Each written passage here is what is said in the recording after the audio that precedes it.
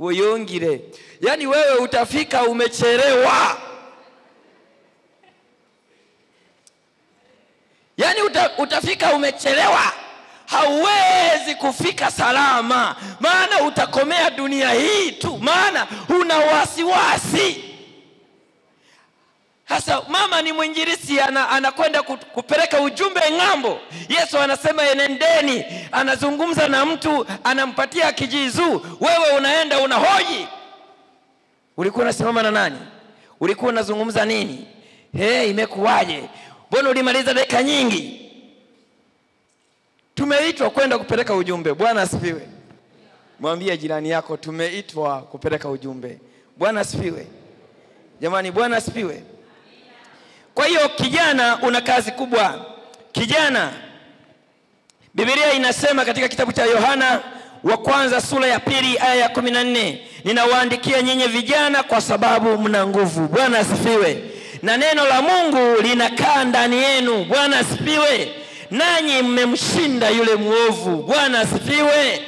Haya, tunaandikiwa vijana kwa sababu tunayo nini? Nguvu ya kumshinda yule muovu. Ni lazima vijana tujitathmini na tuweze kuweka malengo ya kuwafikia wengine.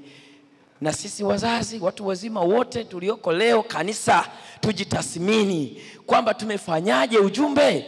Hebu tazama, umeishi na majirani miaka yote, hawakujui hata wewe ni msabato. Umeishi na watu miaka yote, hawakujui, yani hata hujawahi kuwapelekea kijizuu, kuwaalika kwenye makambi, kuwaalika kwenye sabato ya wageni, hujawahi. Kwa sababu mnashindania uwanja hatua moja. Kwa sababu ni mambo ya ajabu sana. Siku moja watu waliopanga, wangapi walishaanzia maisha ya kupanga? Karibu wote hapa mjini. Siku moja Mkristo mmoja, msabato mmoja, amepanga na watu mahali fulani, nyumba zile za kupanga watu wengi. Wamepanga watu wengi. Ikatokea mtoto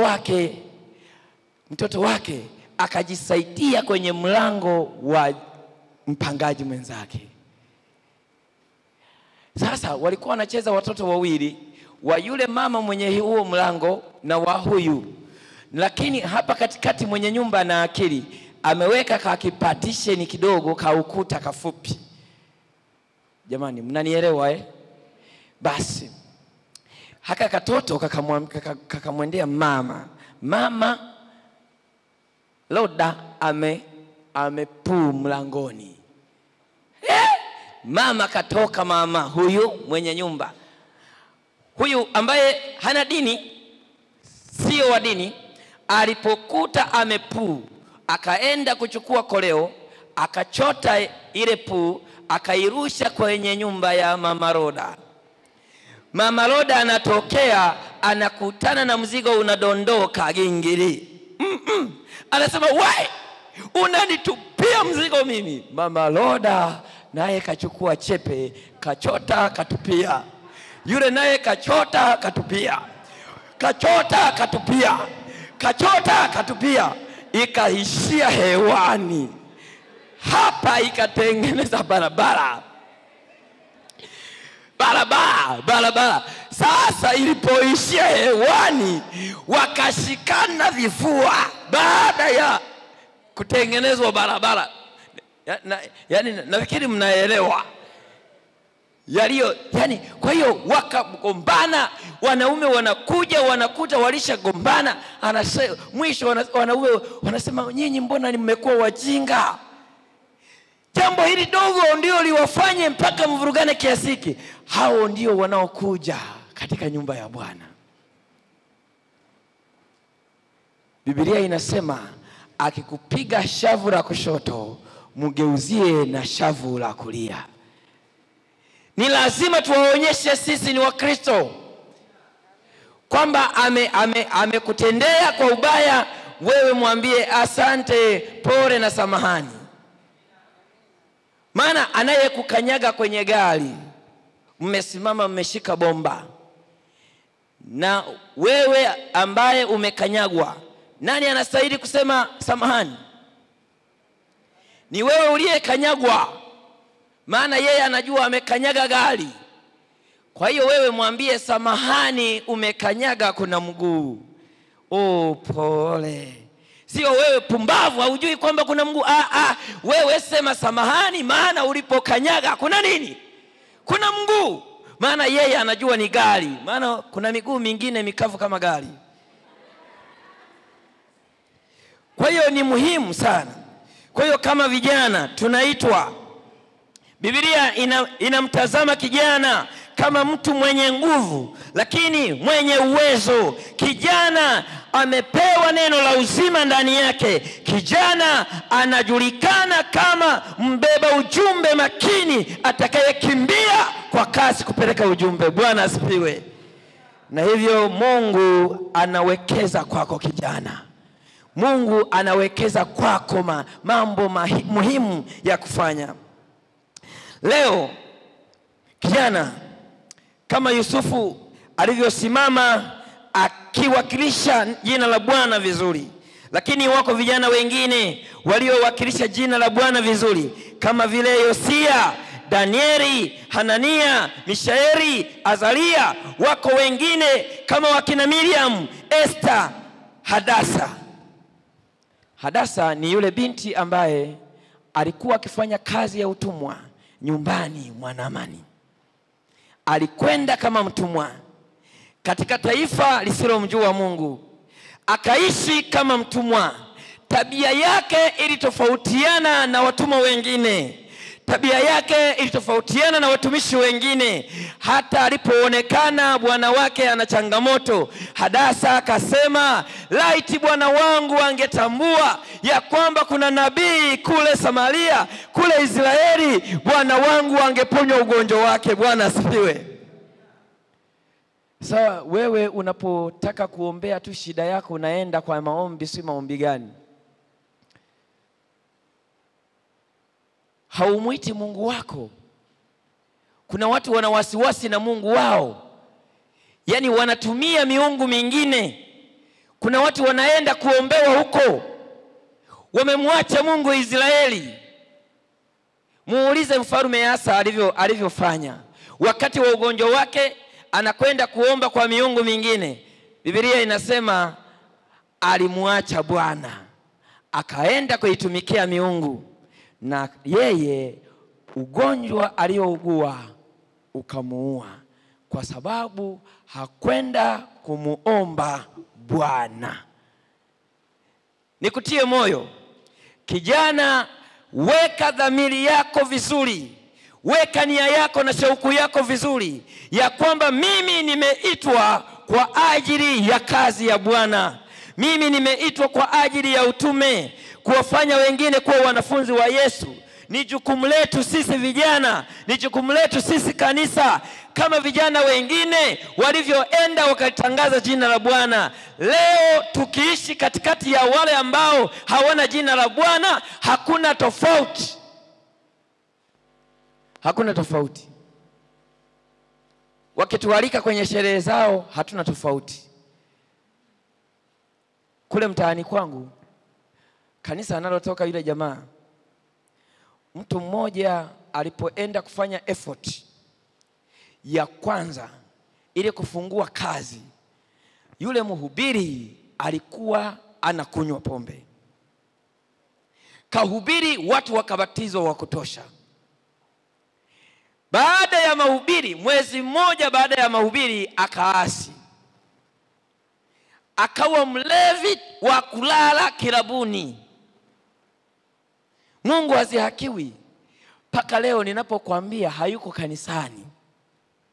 Nilikuwa nafuatilia habari zake, nikagundua kwamba alishaenda yuko kwa walokole.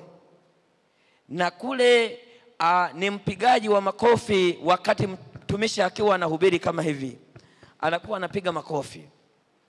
Anasema, kwa kweli nilikuwa mhubiri, lakini waliniacha Wasabato, nikaanza kuwa mlevi. Wewe walikuacha wewe unanunua energy, unamwaga energy, unaweka bia humo, wakipita wasabato wanakuona unatumia energy. Unavimba macho kiasi hicho. Yani unajua tuache aibu. Yani unatoka hapo unatafuna mijojo kuonekana mstaarabu. Dini ya kinafiki. Tunapokwenda kupeleka ujumbe ni lazima twende na dini halisi.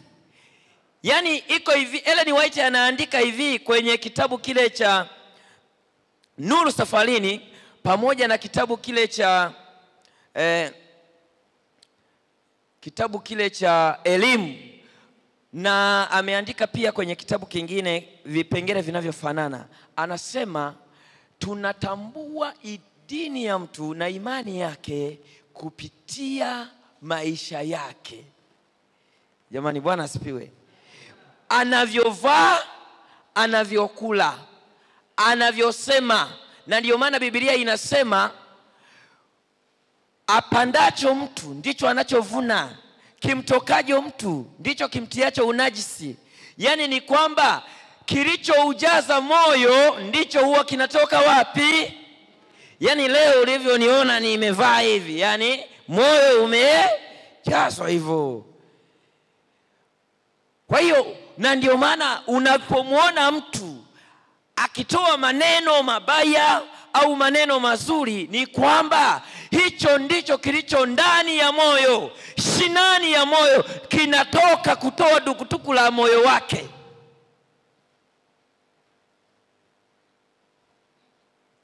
Ndani ya moyo. Kwa hiyo kila juhudi zinafanyika kwa sababu ya kuwa ndani ya moyo.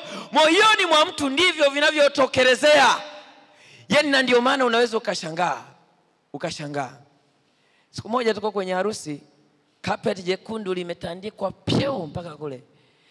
Wadada wanaokuja, nguo zilizovaliwa ziko hapa, viatu vyenyewe viko hivi.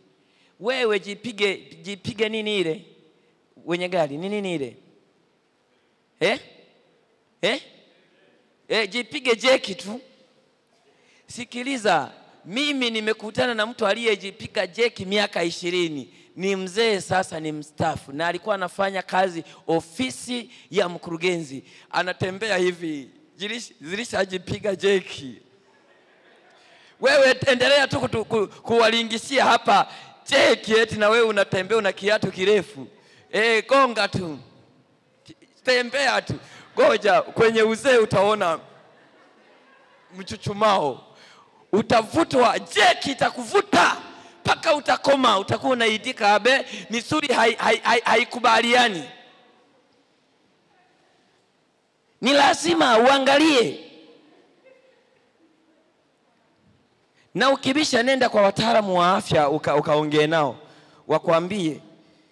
Maana wewe umetoka kule Sangamarugesha, unakutana na viatu tu mjini vinauzwa, unafikiri na wewe vya kukupendeza.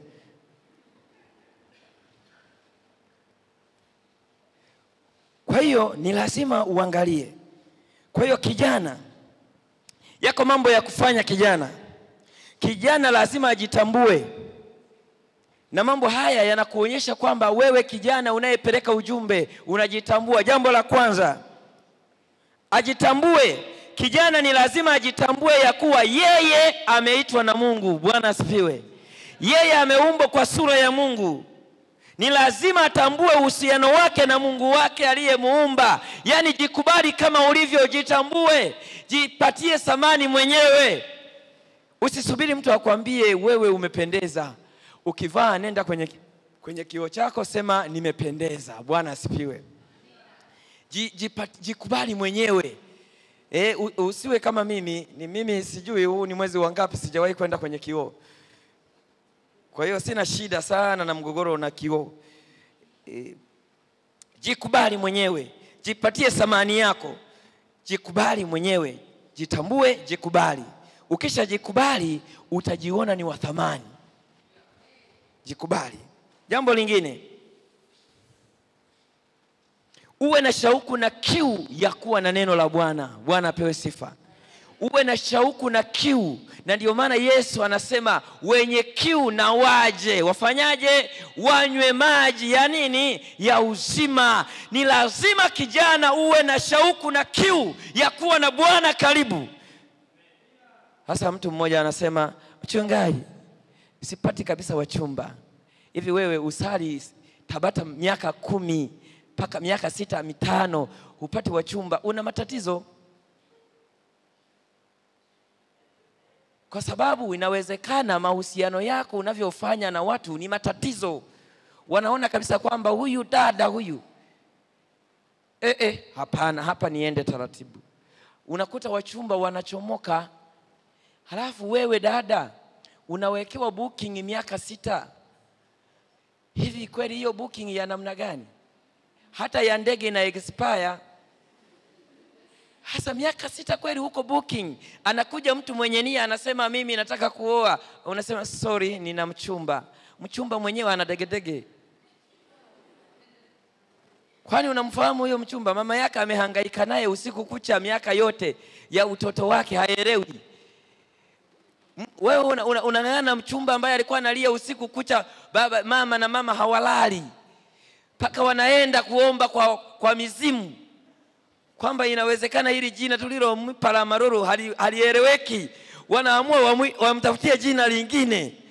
Sasa yani ndio unayehangaika naye. Amekuja ambaye Bwana amemleta, unasema huyo sio size type yangu. Usikiliza, utaganda. Itafika ile miaka utamwambia, kaka samahani, nataka kuolewa. Nani? Wewe pili. Mwisho unaanza kutangaza mtu yoyote aliye tayari. Nani sasa aliye tayari? Ambia vijana eti nataka funguo 3. Ukitaka kuolewa na mtu mwenye funguo 3, moja, olewa na aliyefiwa. Sasa sana funguo 3. Yeye sasa ameshafiwa. Ni mgane. Si ni rahisi yeye kuwa alikuwa amejenga miaka huko. Sasa huyu kijana ametoka chuo, amejenga lini? Viwanja hapa Dar es Salaam najua bei yake.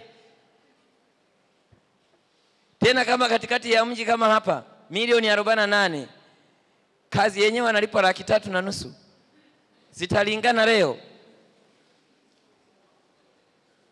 Kwa hiyo ni lazima tuangalie kijana kuwa na mawazo thabiti na kiu ya kumjua nani? Mungu, na kuweka malengo. Usipoteze malengo yako ya misheni. Ni lazima uishi kwa mikakati. Bwana asifiwe. Yani ukiona ni kijana unasali Tabata miaka kadhaa hawakuoni, hama. Kwani wewe una watoto hapo? Hama. Hata kama unafundisha vizuri watoto, hama. Nenda kanisa lingine linalojielewa, utapata watu huko. Usinganganie hapa. Unakaa kwa bahati za watu wengine. Hamna hiyo kitu. Uwe na shauku na kiu. Jambo lingine, kijana uwe mwaminifu. Uwe mwaminifu katika mambo yote. Yani unakuta kijana hajawahi kuoa. Ni mzee wa kanisa. Kwa nini? Wamemtambua kwamba ni kijana mwaminifu, hana mawaa. Yani unakutana na binti hajaolewa, shemasi mkuu wa kanisa. Kwa nini? Ana uwezo wa kufanya kazi ya Mungu. Mwaminifu, hayumbi, hana halala, hana kunyanzi, hana mpox. Kwa hiyo yuko vizuri.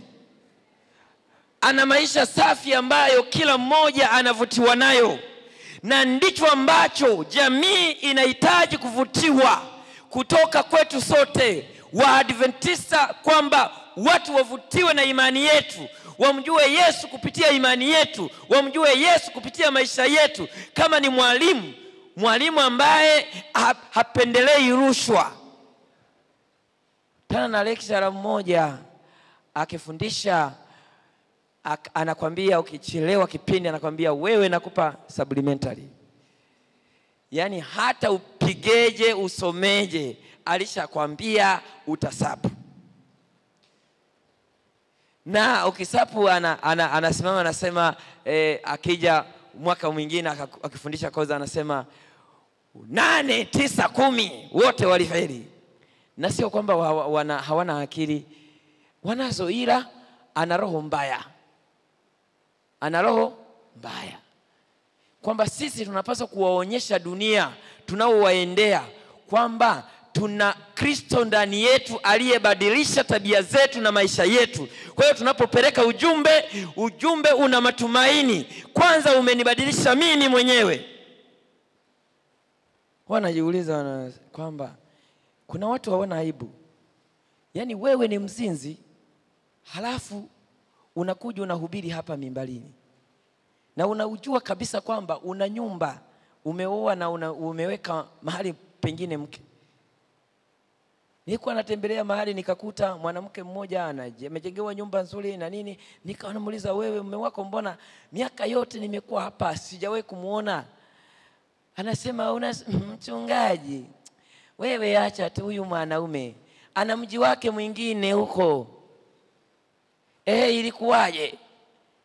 Mimi ni msabato, alikuwa mzee wa kanisa, akaniweka mimba, akamtoa mkuku pale kwenda kumficha huko. Siku moja anapita anasema, hii nyumba amejengewa kimada. Yaani kama kuna watu ambao akili ziko upande mmoja, ni wale wanaojengea vimada. Ubongo umemwagikia upande mmoja. Yaani kwamba ziko timamu kabisa, unakwenda unaanza kutoa hela, peleka kwa kimada. Unachukua hela, unapeleka kwa kimada. Unachukua hela, unapeleka kwa kimada. Una maji ya nazi, una ubongo.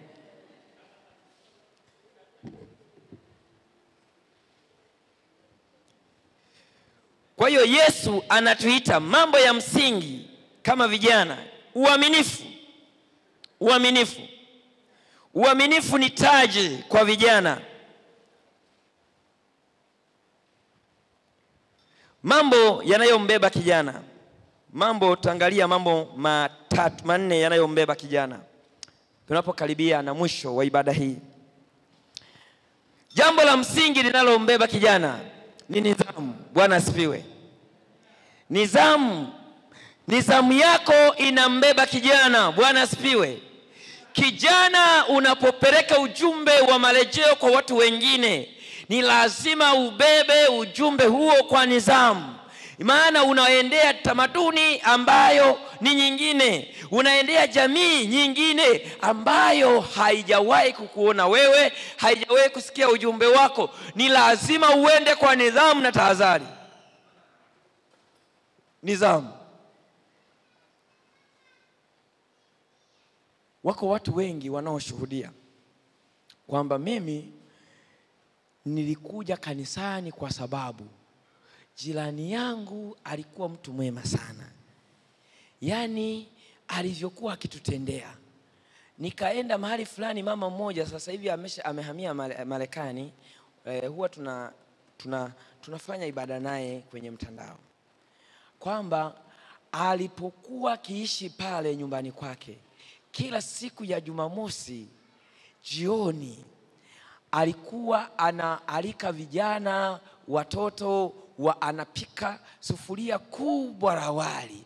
Kwa hiyo walikuwa wanajua kila siku ya Sabato ubwabwa kwa yule mama.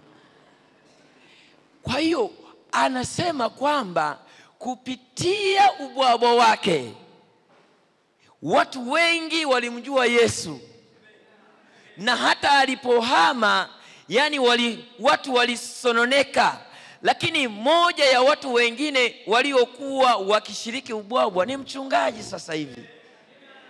Kazi nzuri ambayo tunapaswa kuifanya kama ya Dorika ni kwamba ni lazima watu wanaotuzunguka wahisi tabia ya Kristo, kwamba ni kweli umebarikiwa una mali nyingi, ni kweli umebarikiwa una pesa, lakini hata majirani zako hawajui thamani ya kuishi na wewe, karibu na wewe. Ni lazima majirani zetu wahisi joto letu.